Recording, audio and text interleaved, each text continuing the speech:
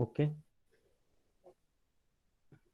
आपण unit number 2 start केलंय programming in C सब्जेक्टचं, right? Basics of C programming.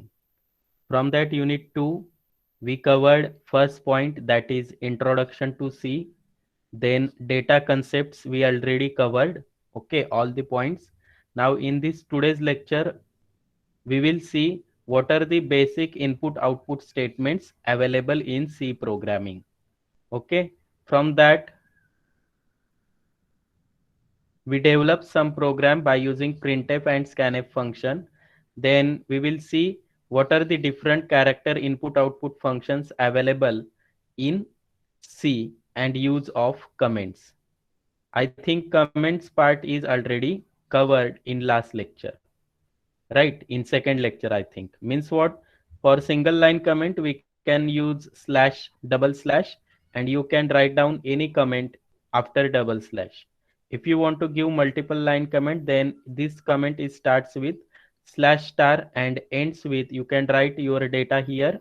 This is multi-line, means three lines are there, and end with star slash, right?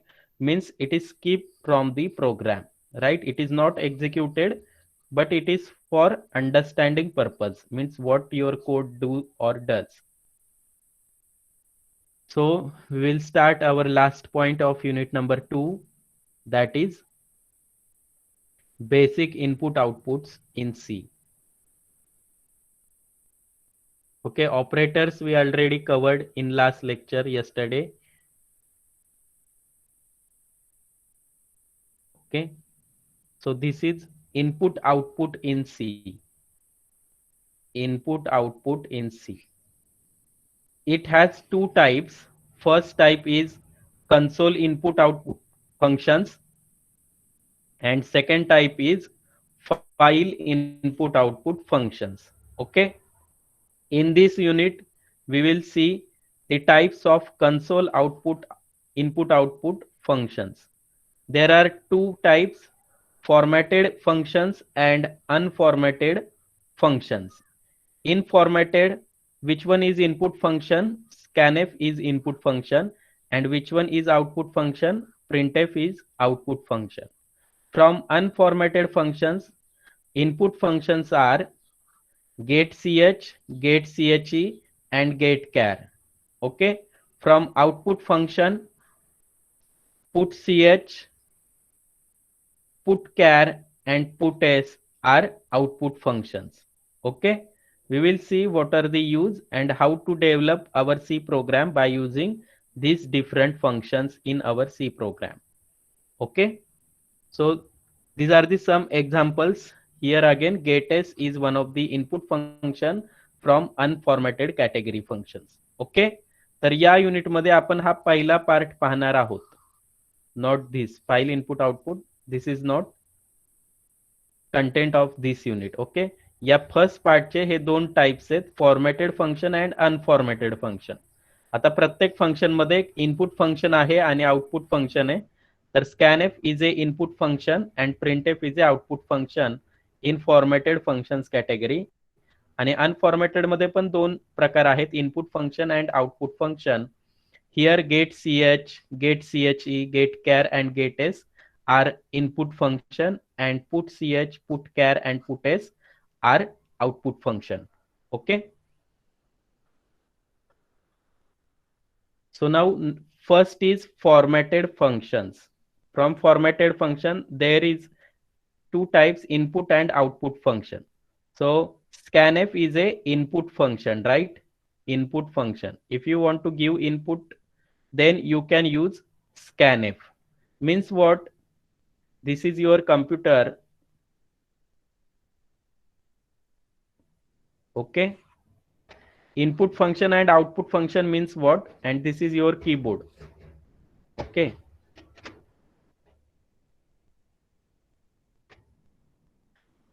Now here when I press key A, then my monitor shows A here, right? When I press 5 number key, then my monitor shows 5 printed on the screen. Means what? Here I use keyboard for give an input to the computer, right? And my monitor shows output on the screen, right? This is output. So to give input, we can use scanf, okay? And to print output on monitor, we can use printf. These are the two types of input output function. Means what? I want to accept two numbers from keyboard and I want to perform addition of these two number and print addition result on the screen. So here I press 7 and 5 from the keyboard, then 7 is stored inside A variable and 5 is stored inside B variable.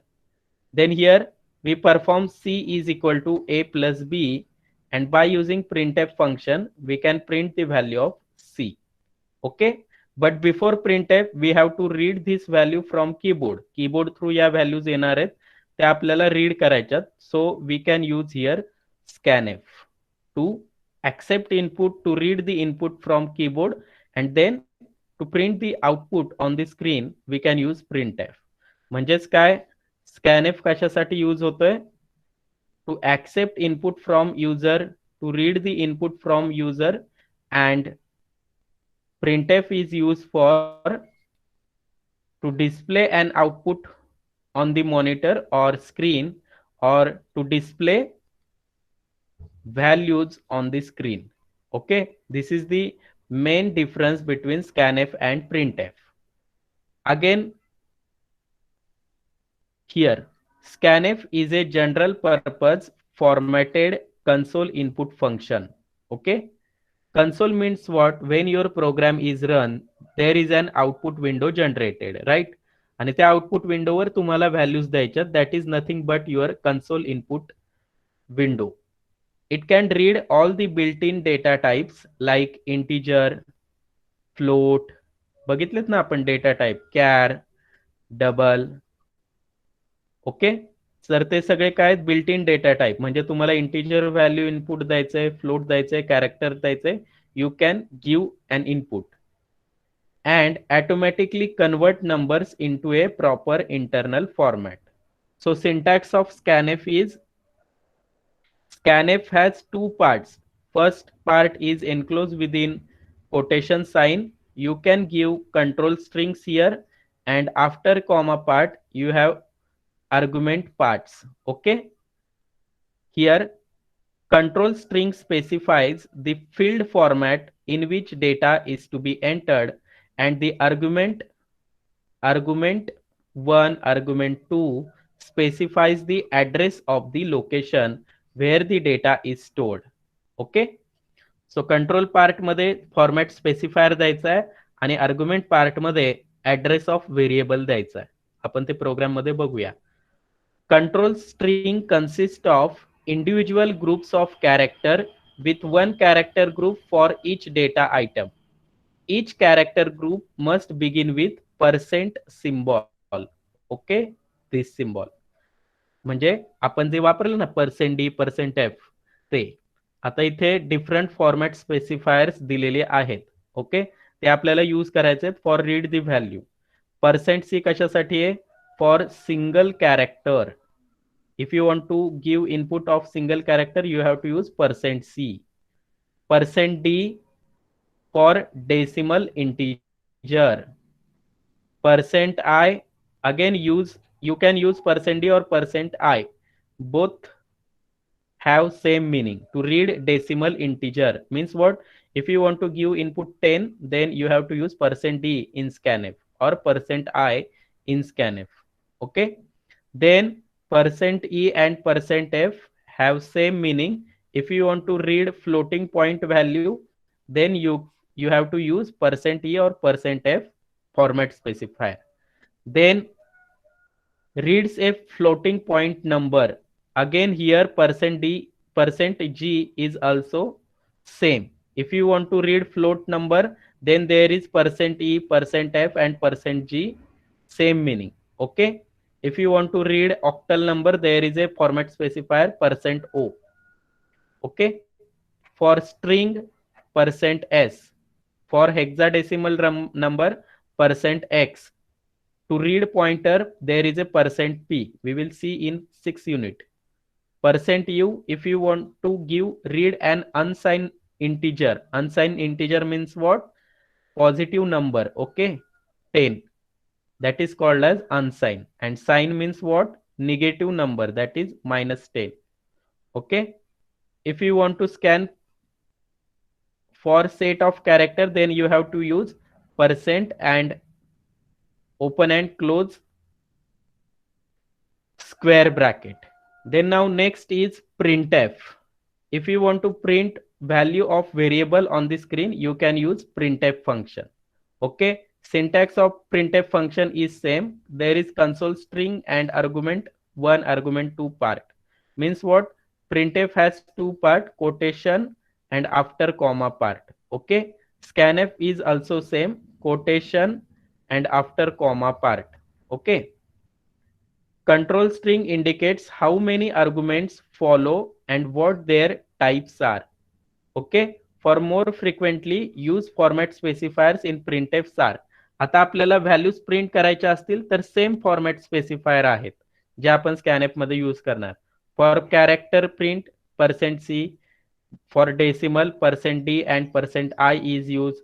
For floating value %e, sorry, for %e scientific notation lowercase e and %e is used for uppercase notation for scientific notation. %f is used for to print a decimal point. For string character %s, unsigned decimal %u, hexadecimal %x. Okay, upper case मध्ये hexadecimal print करायचं आहे तर %x capital letter.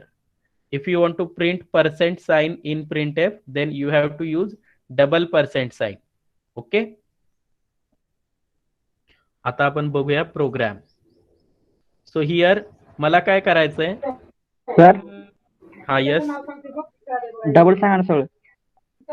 हा, return सांगा ना सगळं, समजलं नाही.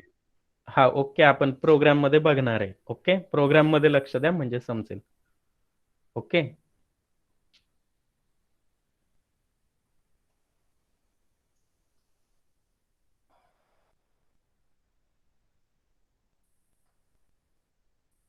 ओके. आता मला काय करायचंय, I want to read some values. So here I want to perform 10 + 20 here. Okay, 10 + 20. So and here the result is 30, right. आपल्याला हा प्रोग्राम करायचा आहे. बट आता फक्त 10 + 20 घेऊन चालणार आहे का? नो. आपल्याला कोणत्याही व्हॅल्यू युजरने दिलेल्या रीड करायच्यात आणि त्याची ऍडिशन करायची आहे. सो हियर किती व्हॅल्यूज आहेत तिथे? फर्स्ट नंबर, सेकंड नंबर आणि जो रिझल्ट जनरेट होणार आहे that is your third number, right. मग 3 व्हेरिएबल आपल्याला डिक्लेअर करावे लागतील. सो हियर इंटिजर टाईपचे 3 व्हेरिएबल मी डिक्लेअर करतोय. इंटिजर पहिल्या नंबरसाठी ए, कॉमा दुसऱ्या नंबर मला स्टोअर करायचा आहे बी मध्ये आणि ऍडिशनचा रिझल्ट मला सी मध्ये स्टोअर करायचा. So here I declare integer A B C 3 variables. Okay, then next here I use printf for understanding the user what to do. Printf has 2 part, quotation part and comma part. नीट लक्ष द्या. Okay, semicolon. Scanf is also having same syntax, quotation part and comma part. Okay, आता मला काय करायचंय की युजरला सांगायचंय की फर्स्ट नंबर एंटर करा, सेकंड नंबर एंटर करा. ओके, मग मला फक्त मेसेज द्यायचा आहे आणि मेसेज द्यायचा असेल तर there is no need to comma. So here comma मी कॅन्सल केलाय. ओके, नाव हियर आता आपल्याला काय करायचंय, मेसेज द्यायचा युजरला. So enter first number, enter first number. So this message will be display on the screen. Okay, मी इथून स्कॅनअप काढून टाकतो सध्या. हियर compile,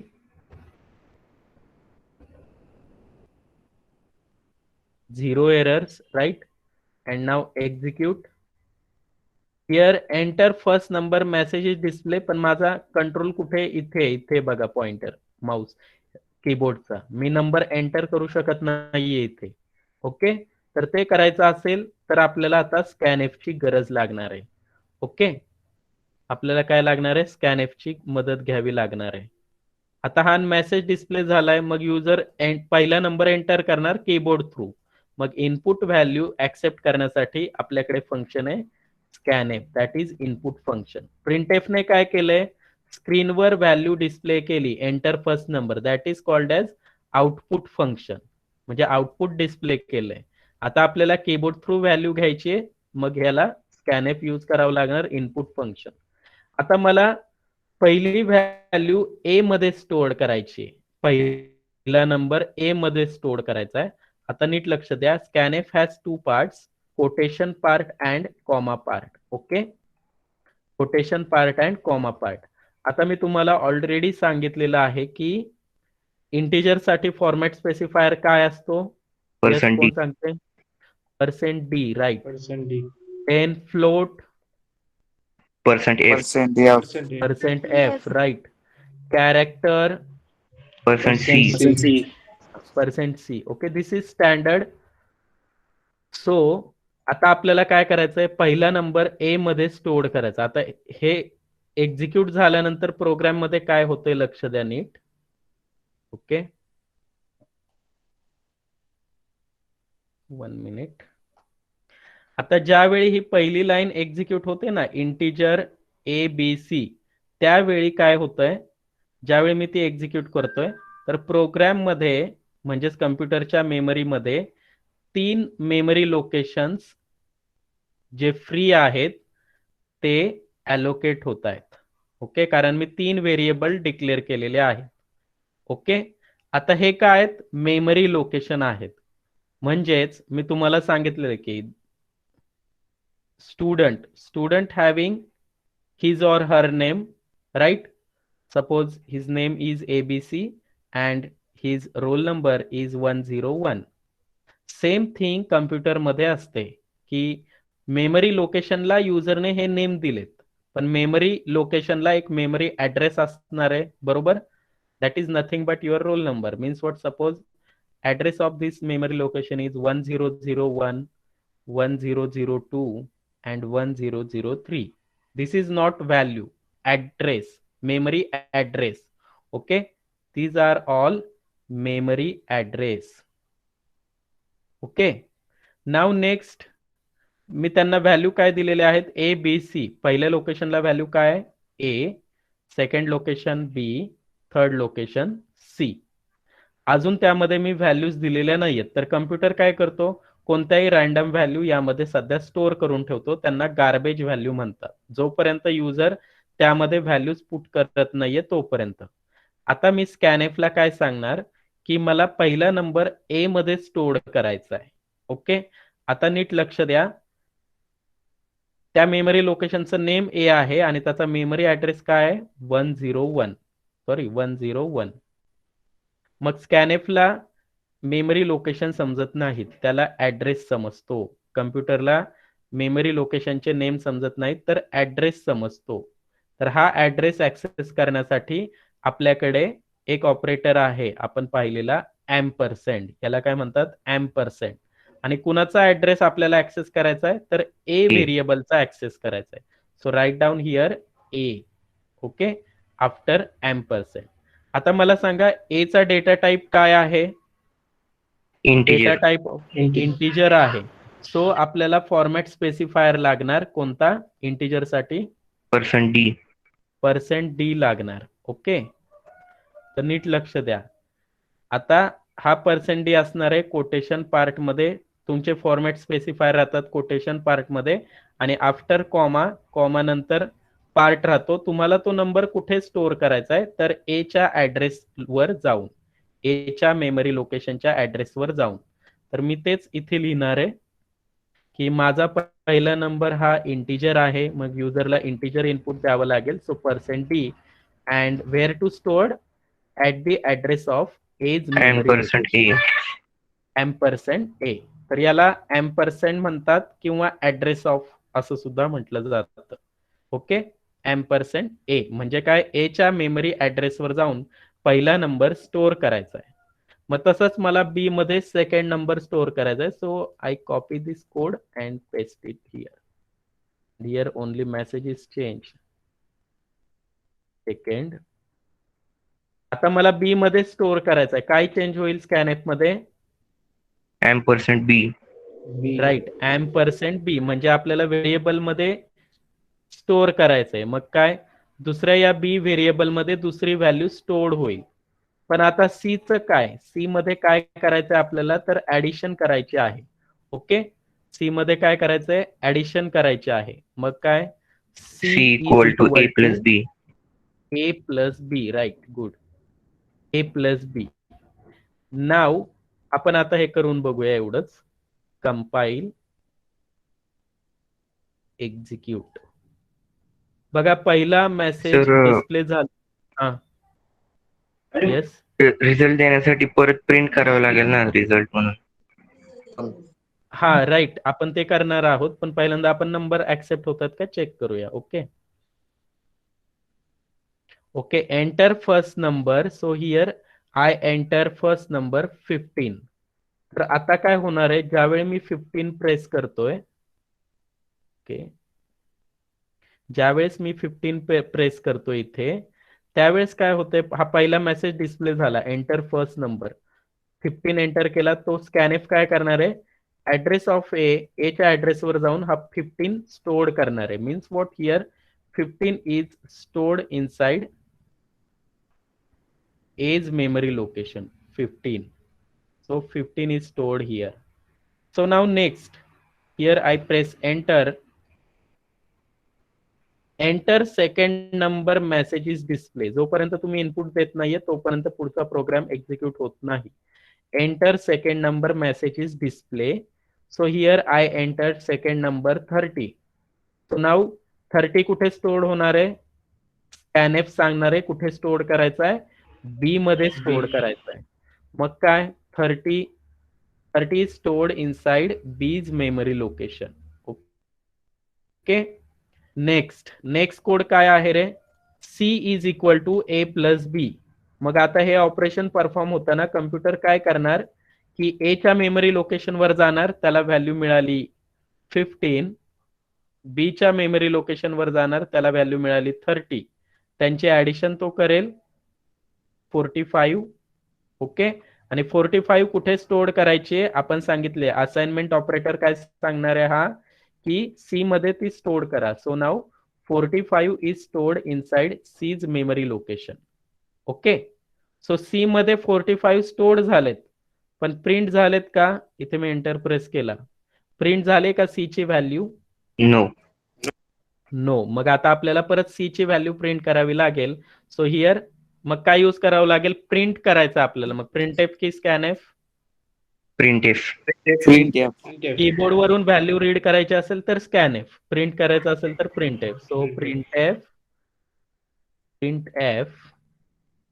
आता इथे मेसेज डिस्प्ले करूया म्हणजे युजरला समजेल. /n म्हणजे नवीन लाईन वर डिस्प्ले होईल, ऍडिशन इज इक्वल टू, आता व्हॅल्यू कुठे, %d. हा राईट, व्हॅल्यू कुठे स्टोर्ड आहे, सी व्हेरिएबल मध्ये. सी चा डेटा टाइप काय आहे, इंटिजर. इंटिजर. आता मला ती व्हॅल्यू प्रिंट करायची आहे ऍडिशन मेसेज नंतर. मग आपल्याला फॉर्मॅट स्पेसिफायर %d यूज करावं लागेल, कॉमा, हे आपण ऑलरेडी पाहिलेलं आहे, आणि इथे व्हेरिएबलचं नाव, इथे एम्परसेंड लिहायचं नाहीये, फक्त व्हेरिएबलचं नाव लिहायचं प्रिंट करताना, आणि semicolon. Okay, now see your output, compile and execute.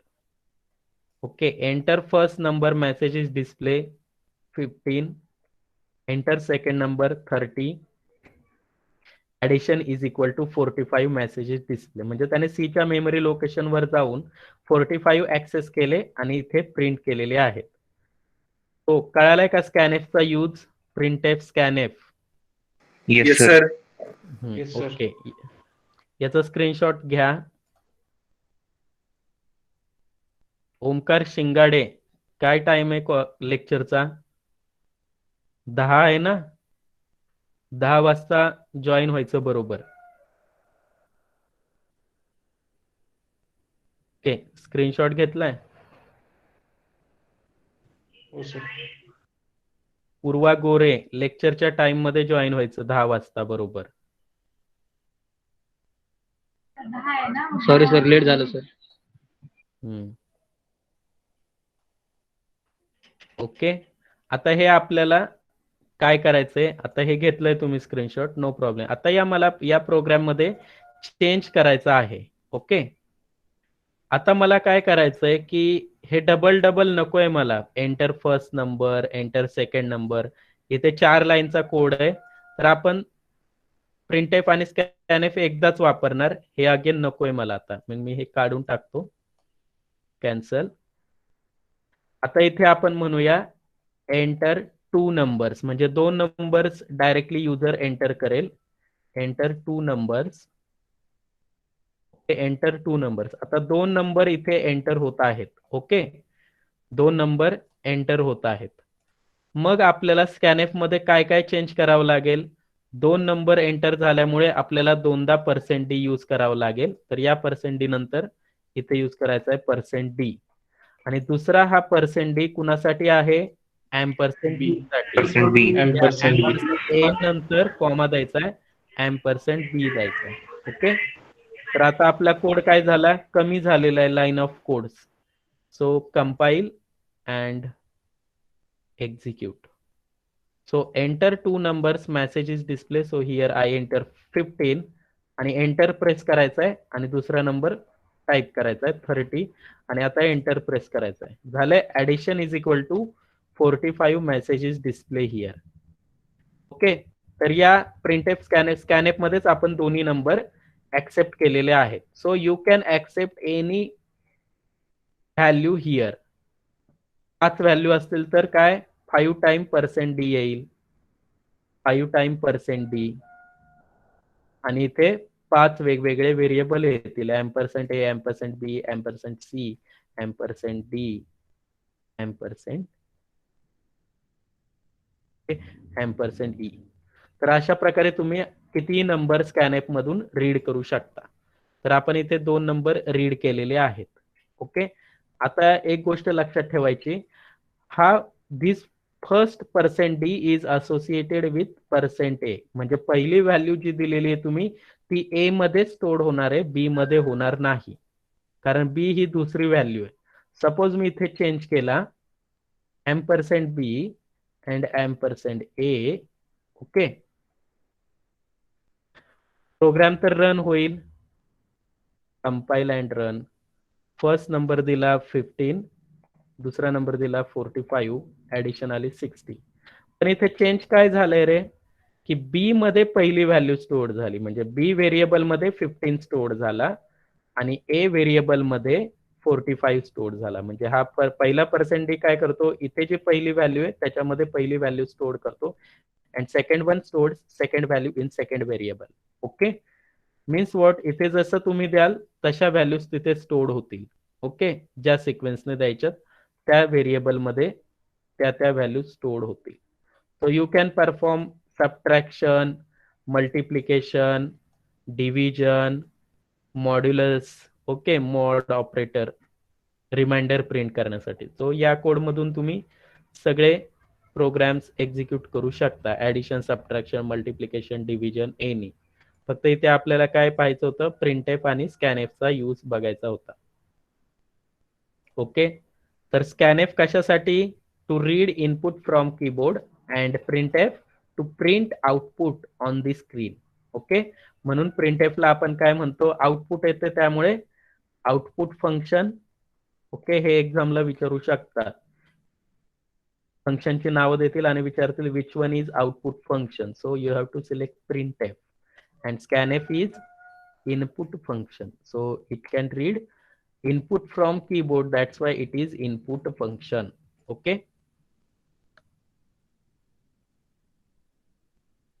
so now next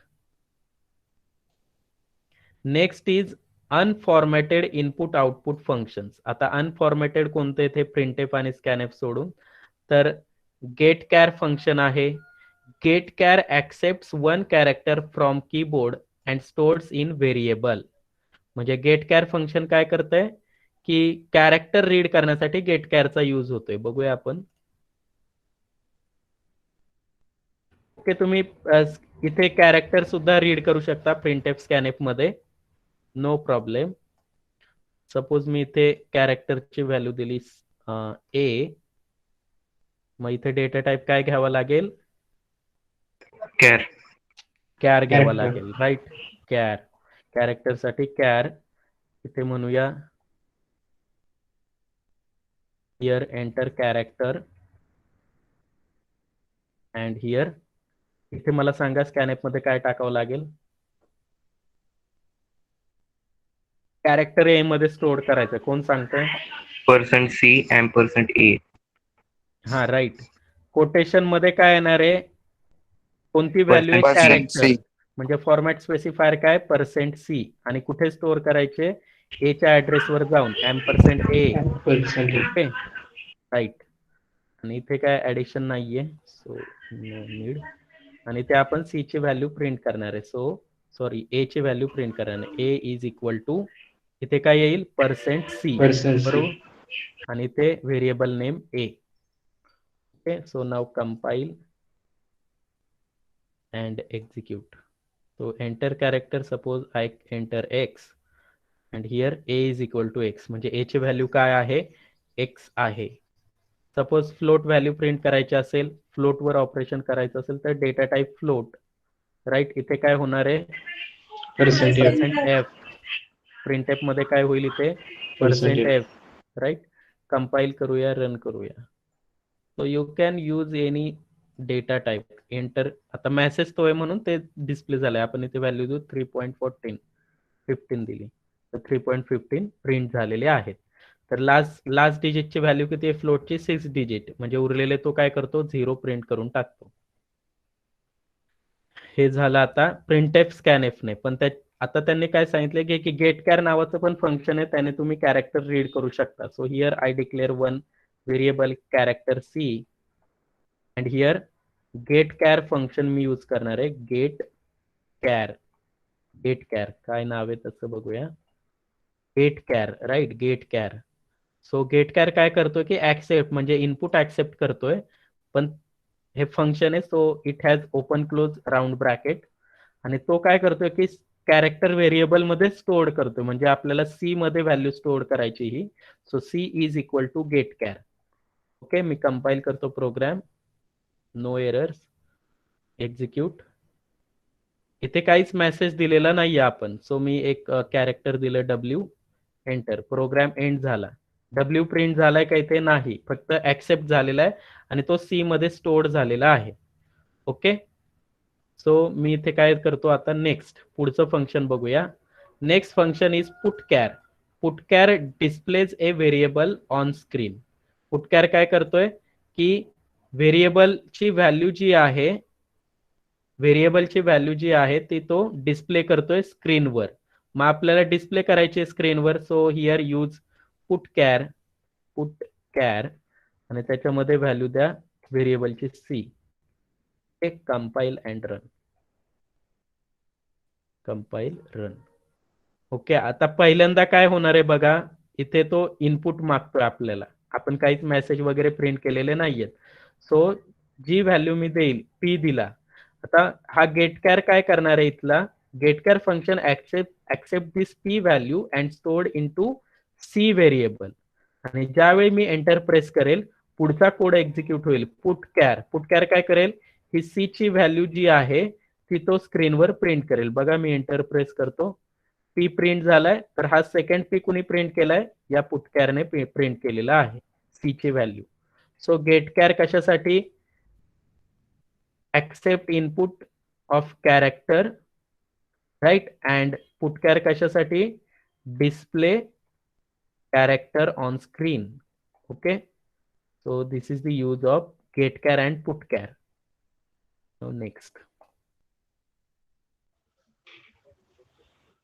next is CLR SCR. It is use to clear the screen. आता CLR SCR इथे यूज नाही होत डेव्हसी मध्ये, तर तो यूज होतो कुठे? टर्बो सी मध्ये यूज होतो. तर CLR SCR चा यूज काय, प्रिव्हियस आउटपुट तुम्हाला क्लिअर करायचं असेल स्क्रीनवरून, then you can use CLR SCR in your program. Okay, here मी तुम्हाला यूज दाखवतो. File new. ओके, आता हा मी टर्बो सी मध्ये करतोय, तर इथे 2 हेडर फाईल लागतात, stdio.h and #include punio.h, then void main function, sorry, here printf use करूया. printf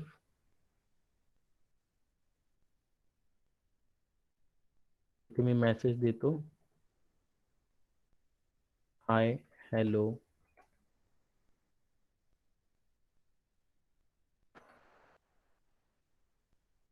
इथे एक फंक्शन असतं गेट ch नावाचं. एक गेट ch फंक्शन असतं. गेट ch चा यूज आपण बघूया पुढे. कंपाईल केला मी प्रोग्राम, 0 एरर, रन करतोय, रन केला, हाय हॅलो प्रिंट झालंय बरोबर.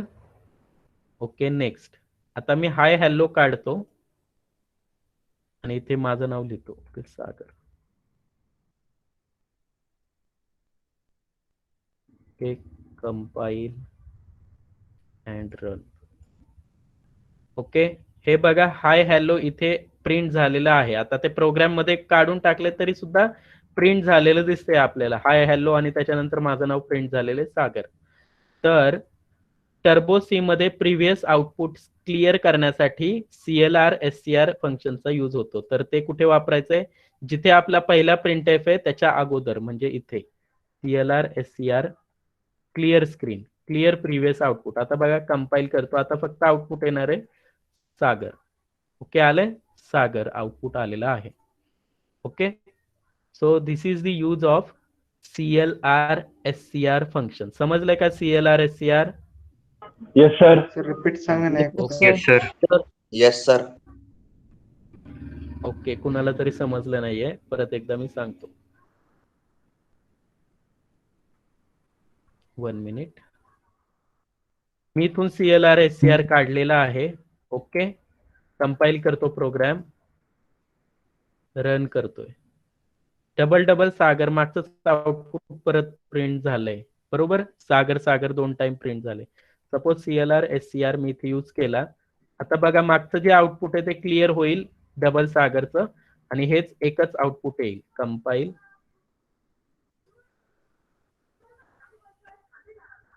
Okay, and control F9. Previous output जाऊन नवीन आउटपुट आलेलं आहे. म्हणजे प्रिव्हियस आउटपुट क्लिअर करण्यासाठी, क्लिअर स्क्रीन करण्यासाठी CLR SCR चा यूज होतो. Okay, now next is gets and puts function.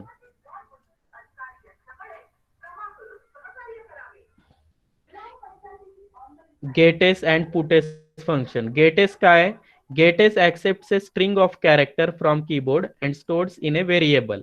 Okay, gets फंक्शनचा यूज. आणि पुटेस काय करतो, display your string variable on the screen. Okay, मी इथे प्रोग्राम लिहितो. आता स्ट्रिंग व्हॅल्यू आपल्याला डिक्लेअर करायचे, म्हणजे सपोज मला सिटीचं नेम प्रिंट करायचंय पुणे, तर कॅरेक्टर डेटा टाईप फक्त सिंगल कॅरेक्टर स्टोअर करू शकतो, म्हणजे यातलं एकच कॅरेक्टर स्टोअर होईल P, दुसरा होणारच नाहीये. सो इथे नंबर ऑफ कॅरेक्टर्स आहेत. सो आपल्याला डिक्लेअर करताना काय लागतंय, कॅर सी व्हेरिएबल घेतला आणि त्याची साईज दिली, 4 कॅरेक्टर असतील त्यामध्ये, सेमिकोलन दिला. ओके, मग मी गेटेस लावलं, गेटेस, इथे लिहिलं C. तर गेटेस काय करणार आहे, तर एंटर केलेली व्हॅल्यू रीड करेल. ओके, इथे मी टाईप करतो पुणे, रीड झालेली आहे, पण प्रिंट झाली का, नो. तर त्याच्यासाठी नेक्स्ट फंक्शन जे आहे पुटेस. पुटेस फंक्शन काय करणार आहे, display string variable on the screen. आता मी गेटेसने फंक्शन रीड केलेलं आहे, सॉरी व्हॅल्यू रीड केलेली पुणे, मला ती प्रिंट करायची. सो मी इथे यूज करणार पुटेस, पुटेस, आणि व्हॅल्यू कुठे आहे स्टोर्ड, C मध्ये आहे.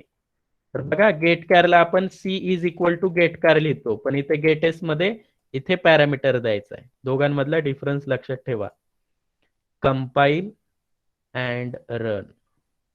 ओके, इथे इनपुट मागतोय तो. सिटीचं नेम देऊया, सपोज मुंबई. मुंबईमध्ये 5 कॅरेक्टर आहे, तर आपल्याला 4चीच लेंथ पाहिजे. सो मग मी यूज करतो पुणे, बिकॉज इथे लेंथ किती दिले, 4 कॅरेक्टर.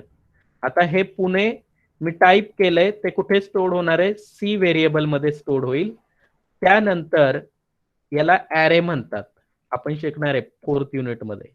आता पुटेस फंक्शन त्यानंतर एक्झिक्यूट होईल ज्यावेळी मी इथे एंटर प्रेस करेल, आणि पुटेस काय करेल, puts print the value of C on the screen. बघा इथे एंटर प्रेस केला, पुणे प्रिंट झालंय परत.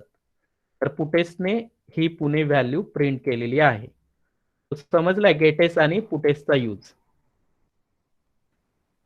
ओके सर परत एकदा सांगा ना. ओके, मी हे काढून टाकतो. आता कॅरेक्टर डेटा टाइप जनरली काय करत असतो, सिंगल कॅरेक्टर रीड करतो. सिंगल म्हणजे तो ए करेल, बी करेल, सी करेल, पण तो A B C collection of character read करू शकणार नाही. हे रॉंग आहे. म्हणजे तो सिंगल कॅरेक्टर रीड करतो. आता मला व्हॅल्यू द्यायची Pune. It contains 4 character, means collection of character. And collection of कॅरेक्टरला आपण प्रोग्रामिंग मध्ये म्हणतो स्ट्रिंग व्हॅल्यू. ओके, तर मला ही स्ट्रिंग व्हॅल्यू द्यायची, त्याची साईज आहे 4 कॅरेक्टरची. सो हिअर ज्यावेळी मी आपण व्हेरिएबल डिक्लेअर करतो, कॅरेक्टर व्हेरिएबल आपण जनरली कसं डिक्लेअर करतो, सी. म्हणजे सी मध्ये एकच सिंगल कॅरेक्टर स्टोर होईल, पण मला आता 4 कॅरेक्टर स्टोर करायचे. So here in square bracket I declare 1 array and give size 4. Means what, now C can hold 4 characters. Okay, हे समजलं? Yes sir. नाव आता मला व्हॅल्यू रीड करायचे युजर कडून. Here I close previous output. And now त्याच्यासाठी function आहे to read the input as a string. So you can use gets, and to print the output on the screen you can use puts. So gets and puts. Gets काय करणार, read करणार आहे keyboard वरील value, आणि ती कुठे store करायची, C variable मध्ये. So see here me parameter मध्ये टाईप केलाय. या ब्रॅकेटमध्ये जे आपण टाईप करतो, जी व्हॅल्यू पास करतो, त्याला म्हणतात पॅरामीटर. ओके, पॅरामीटर म्हणतात. मग सिंगल पॅरामीटर आहे नेम एज सी. मग काय करणार आहे, गेटेस काय करेल, जी व्हॅल्यू कीबोर्ड थ्रू रीड झालेली आहे ती कुठे स्टोअर करेल, सी मध्ये. बघा मी रन केला प्रोग्राम अँड प्रिंट केला. आता तो व्हॅल्यू मागतोय. ओके, मी टाईप केलं पुणे, एंटर टाईप केलाय, पण ती प्रिंट झाली का व्हॅल्यू, नो, फक्त ऍक्सेप्ट झाले आणि प्रोग्राम एंड झालेला दिसतोय. मग आता मला दिलेली व्हॅल्यू प्रिंट करायची. मग मी सपोज एक मेसेज लिहितो प्रिंटफ, म्हणजे तुम्हाला समजेल. You entered is equal to, त्याच्यानंतर स्लॅश एन देतो, म्हणजे ते प्रिंट होईल नवीन लाईनला. ओके, आणि आपल्याला काय करायचंय, सी ची व्हॅल्यू प्रिंट करायची. सो त्याच्यासाठी फंक्शन आहे पुटेस, आणि कोणती व्हॅल्यू प्रिंट करायची, सी मध्ये असलेली. So C is a parameter for puts function.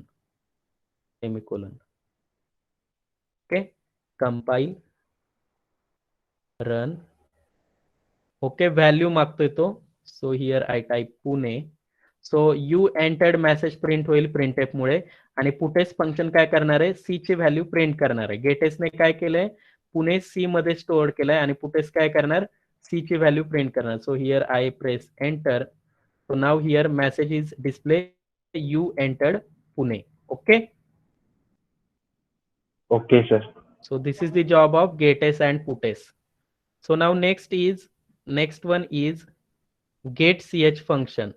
This function read any alphanumeric character from the standard input device. It accepts character from keyboard. तर getch function basically आपण turbo C मध्ये use करतो, जे की मी इथे प्रोग्रामच्या शेवटी यूज केलं होतं. बघा इथे getch. त्याचा यूज काय आहे की तो कॅरेक्टर रीड करण्यासाठी यूज होतो.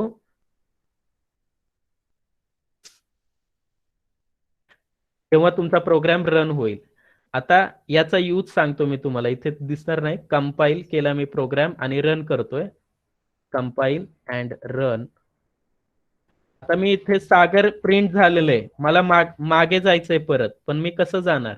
तर मी कीबोर्ड वरची कोणतीही की प्रेस करेल तर गेट ch काय करेल, परत मागच्या स्क्रीनवर आणेल. तर ते गेट ch ने रीड होईल ती की. मी कोणती एक की प्रेस केली, ए प्रेस केला, बीम बघा प्रिव्हियस आलो माझ्या आउटपुट स्क्रीन मध्ये, सॉरी इनपुट स्क्रीन मध्ये प्रोग्रामच्या. तर हा जॉब कोणी परफॉर्म केलाय? गेट ch ने. ओके, तर ते गेट ch ने प्रिंट केले. मी सपोज गेट ch काढून टाकले इथे, alt F9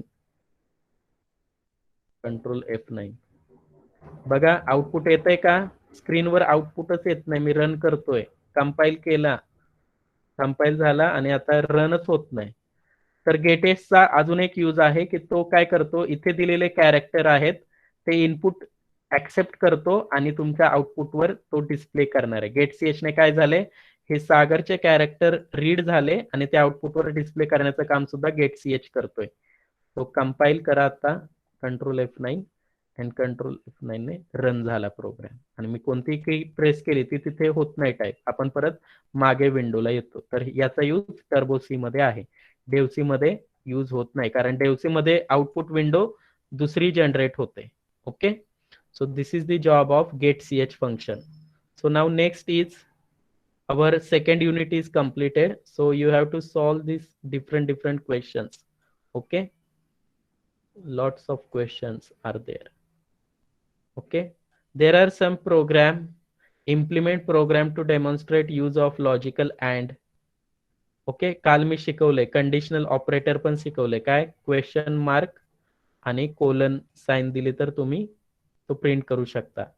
right a program to accept the value of year as input from keyboard and check print it is leap year or not. Okay, we will see this program in third unit, in next unit. Okay, write a program to accept marks of 4 subject as input from user, calculate and display total and percentage of marks of student. So here you have to declare 4 subject variable, right? M1, M2, M3, M4 like that. And त्यानंतर total करायचे त्याची. So you require total variable and next is percent variable you have to include. So percent variable मध्ये percentage calculate करायचे, total मध्ये सम calculate करायची. Okay, हे करून बघा प्रोग्राम. इथे यूज विचारलाय फंक्शनचा, सो हे क्वेश्चन पण इम्पॉर्टंट आहेत. सो सेकंड युनिट आपलं आज कंप्लीट झालेलं आहे. ओके, कुणाला काय विचारायचंय का? Sir, we have to write that questions in theory book. You have to write all the theory contents, means what? These all contents you have to write all and then write down questions. If there is an answer is present in your notes, no need to write. Okay, ज्याचे answers नसतील ते तुम्ही program run करून लिहा. Okay, आणि जे जमणार नाहीत ते मला विचारा, नो प्रॉब्लेम. आता suppose list any 4 keywords use in C, तर कीवर्ड मध्ये त्याचा आन्सर आहे कीवर्डच्या नोट्स मध्ये, so no need to write answer of first question. फक्त तिथे लिहा, म्हणजे क्वेश्चन 1 चा आन्सर तिथे आहे. म्हणजे कुठे कीवर्ड आपण इथे पाहिलं ना, कीवर्ड त्यांनी काय विचारले की 4 कीवर्डची नावं लिहा, list any 4 keywords. So keyword, okay, so answer is here, question 1 असं लिहा, क्वेश्चन 1 आन्सर. मग त्यातले कोणतेही 4 कीवर्डची नावं, auto, break, case and char, any 4. So ज्याचे आन्सर्स नसतील ते लिहिले तरी चालतील, no problem. Okay okay sir ही PDF पाठवली का तुम्ही? हा, मी ग्रुपवर पाठवलेली आहे आणि आपल्या FYCO3 ला पण मिळालेली आहे. FYCO1 आणि FYCO2 ला मी सेंड करतो. Okay okay sir.